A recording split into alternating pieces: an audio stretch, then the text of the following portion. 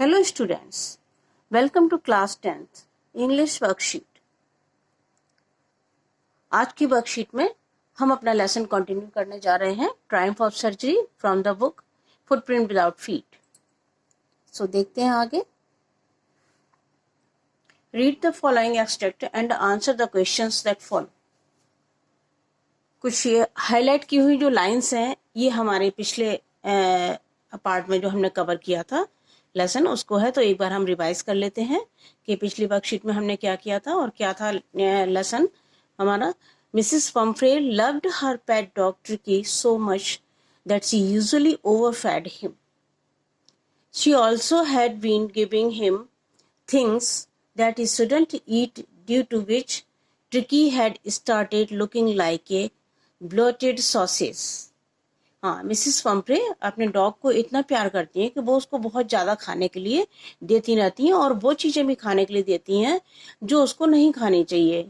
और यही रीज़न है कि ट्रिकी जो है वो अब बीमार हो गया है।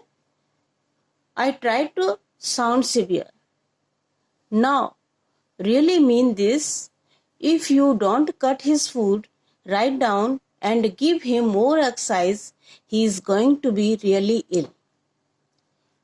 जो डॉक्टर थे, नरेटर जो है वो डॉक्टर हैं मिस्टर हैरियट, तो वो मिसेस पम्फ्रे को एक दिन मिलते हैं और कहते हैं कि मिसेस पम्फ्रे आपने, क्योंकि डॉग को वो देखते हैं, डॉग बहुत मोटा हो रखा है, उसकी आंखें बिल्कुल लाल हो रखी हैं, बिल्कुल ऐसा लग रहा है कि बीमार होने वाला है। तो वो कहते हैं कि अगर आपने इसको वो ज़्यादा खाना देना बंद नहीं किया तो ये वास्तव में बीमार होने वाला है, और अगर आपने इसको एक्सरसाइज भी नहीं कराई, खाना तो खा ही रहा है ज़्यादा और एक्सरसाइज भी नहीं कर रहा है, अगर ऐसा कुछ हुआ तो ये वास्तव में सीरियसली इल हो जाएगा।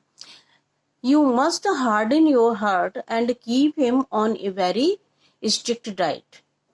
क्योंकि मिसेस पम्फ्रे पहले ही बता चुकी थी कि मैं अपने आप को रोक नहीं पाती इसकी मनपसंद चीज़ें देने से, क्योंकि ये सारी चीज़ें इसको पसंद है और ये खाता है। तो डॉक्टर कह रहे हैं कि आपको अपने आप को थोड़ा सा स्ट्रिक्ट करना होगा, अपने हृदय को थोड़ा सा मजबूत करना होगा और इसकी डाइट जो है वो मेंटेन करनी होगी। Mrs Pomfrey wrung her hands. Oh, I will, Mr. Harriet, I am sure you are right, but it is so difficult, so very difficult। She set off, head down along the road as if determined to out the new regime into practice। Mrs Pomfrey सोचने लग जाती हैं और वो ऐसा लगता है कि वो डिसाइड कर रही हैं कि अब हमें कुछ ना कुछ अपने रूल सेट करने ही पड़ेंगे ट्रिकी की डाइट के बारे में और उसकी एक्सरसाइज के बारे में। आई thought it wouldn't be long before I heard from Mrs Pomfrey. The expected call came within a few days। Mrs. Pumphrey was distraught।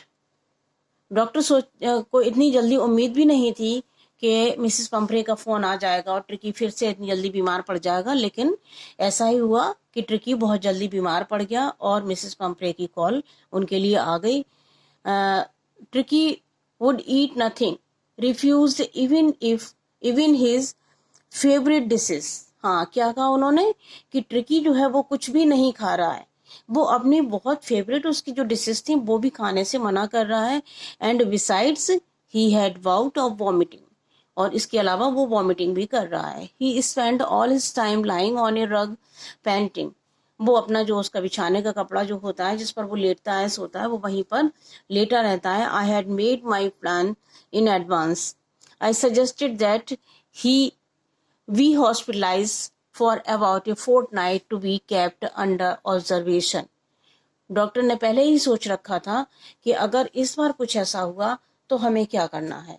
उन्होंने कहा कि उसको हॉस्पिटल में एडमिट करना पड़ेगा कम से कम 14 डेज के लिए। The poor lady almost swooned. Mrs Pumphrey ये तो सुनकर जो है वो बहुत ही शॉक्ड हो गई। But I took A firm line. लेकिन डॉक्टर जो है वो अपने डिसीजन से नहीं हटे। उन्होंने कहा नहीं नहीं, ऐसा इसको जो है एडमिट करना ही पड़ेगा। Tricky was very ill and this was the only way to save him. Tricky बहुत बीमार था और उसको बचाने का सिर्फ यही एक तरीका था। In fact I thought it best to take him without delay. I marched out to the car carrying the little dog wrapped in a blanket. I started to drive away. As I moved off, Mrs. Pumphrey, with a desperate cry, threw an armful of the little coats through the window. I looked in the mirror before I turned the corner of the drive. Everybody was in tears.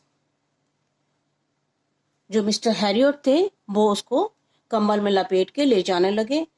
जैसे ही वो अपनी गाड़ी में बैठते हैं, उन्होंने अपने गाड़ी के मिरर में से देखा कि मिसेस पम्फ्रे जो है वो बहुत परेशान है और उनके साथ में और भी जो लोग हैं वो सारे लोग रो रहे हैं.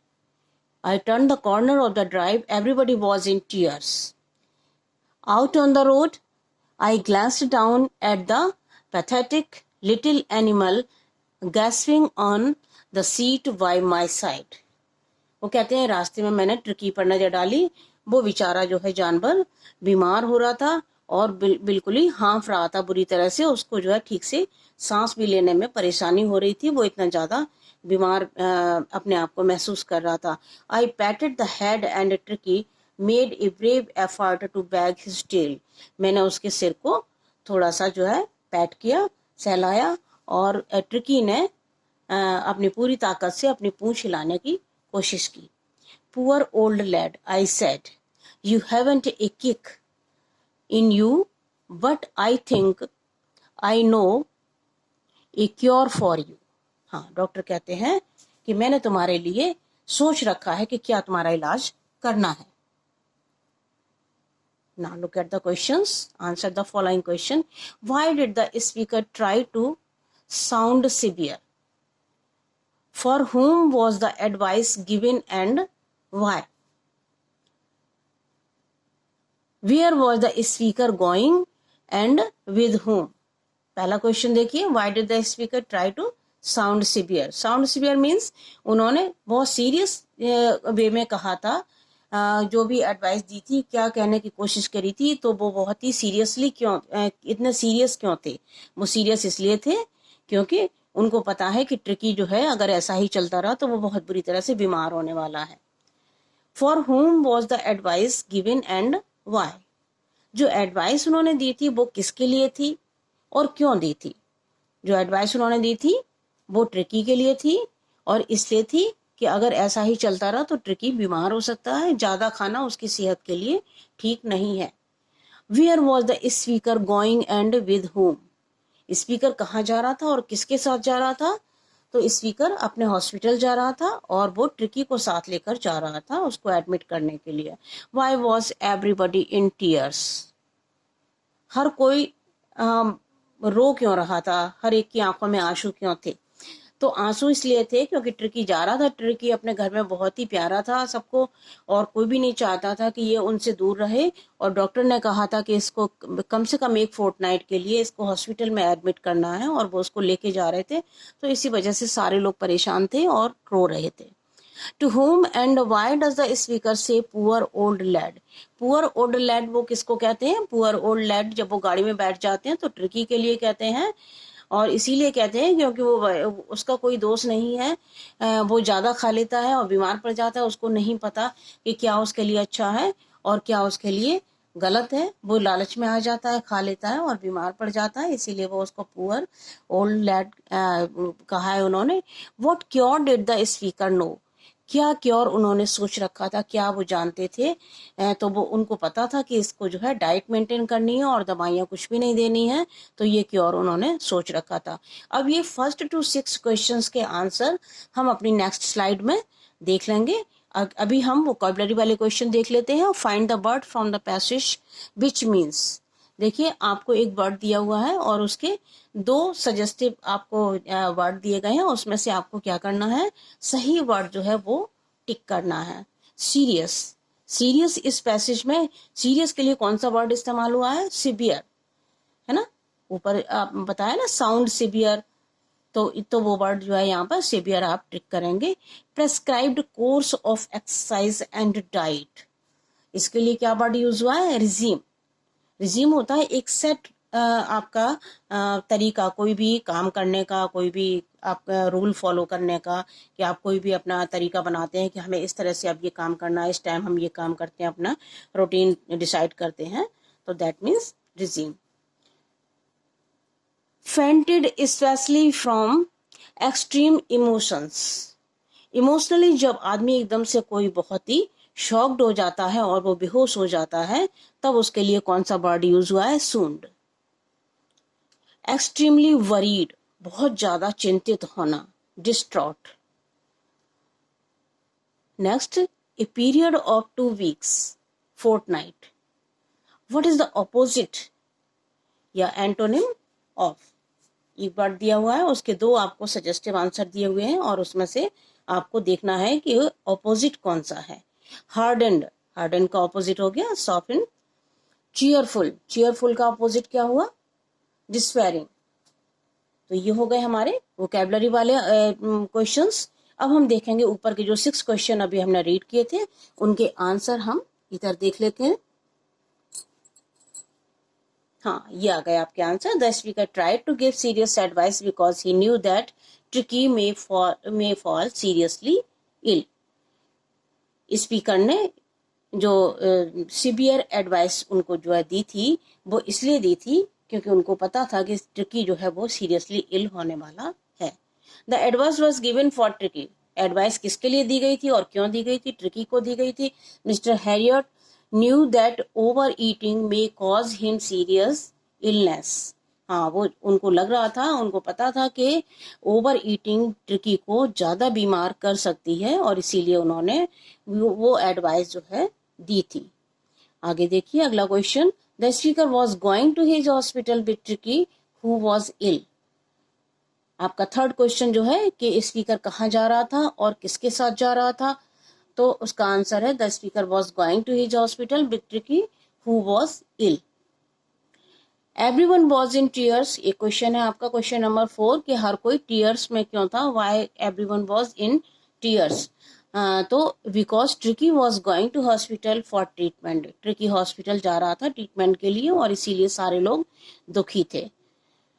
Next question. The speaker said poor old lad for Tricky. Tricky के लिए कहता है poor old lad because it was listless, क्योंकि वो बिल्कुल ही यंग था, बिल्कुल बच्चा था, लेकिन वो बिल्कुल ही कैसा लग रहा था? लिस्टलेस लग रहा था, एनर्जी उसमें बिल्कुल नहीं थी। Suffering from over eating that time, उस टाइम बिल्कुल वो ओवर ईटिंग से बिल्कुल जो है लिस्टलेस हो रहा था, बिल्कुल एनर्जी उसमें खत्म हो चुकी थी। So next question.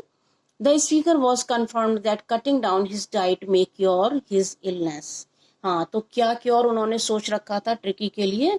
तो ट्रिकी के लिए उन्होंने सोच रखा था कि इसकी डाइट में केवल हमें कट डाउन करना है और इसकी ये अपनी सेहत जो है इसकी सही हो जाएगी और कोई दवाई देने की इसको जरूरत नहीं है। अब आगे देखते हैं। आपकी जो ये सप्लीमेंट्री रीडर है, इससे एक लॉन्ग क्वेश्चन भी आता है, तो हर चैप्टर से हम 1 या 2 लॉन्ग क्वेश्चन भी तैयार करेंगे। शॉर्ट क्वेश्चन तो इस लेसन के हमने कॉपी कर लिए, तो ये एक्स्ट्रा क्वेश्चन है आपके लिए। Why is Mr. Harriet tempted to keep Tricky as a permanent guest? Mister Harriet जो थे वो ट्रिकी को परमानेंट गेस्ट की तरह से क्यों हमेशा रखना चाहते थे कि वो हमेशा उनके क्लिनिक में, उनके हॉस्पिटल में बना रहे? तो Mrs Pumphrey had started bringing about ex to will Tricky's strength. जब वो हॉस्पिटल में आ गया तो मिसेस पंफ्रे उसको जो है बहुत सारा कुछ खाने के लिए लाने लगे, लेकिन डॉक्टर ने सोच रखा था हमें तो कुछ देना नहीं है इसको, उन्होंने तो डाइट मेंटेन करनी थी, तो उन्होंने उसको कुछ नहीं देते थे और मिसेस पंफ्रे को बताते भी नहीं थे।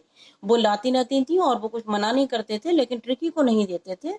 वो और उनके एम्प्लॉय जो थे वो सारा उसको खा लेते थे, एक तरह से उनकी पार्टी होती थी। तो वो कहते हैं कि मुझे लगता है कि ट्रिकी जो है हमेशा ही हमारे हॉस्पिटल में गेस्ट की तरह से रहे, जिससे हमारा ये एंजॉयमेंट जो है वो चलता रहे। खाने पीने का जो डॉग उनके लिए एग्स वगैरह आते थे ट्रिकी के लिए, वो जो है ट्रिकी को नहीं देते थे और खुद जो है खा लेते थे। तो नेक्स्ट क्वेश्चन देखिए, एक क्वेश्चन और है आपका जो लॉन्ग आंसर टाइप है और ज्यादातर इस चैप्टर से आ जाता है क्वेश्चन एग्जाम में।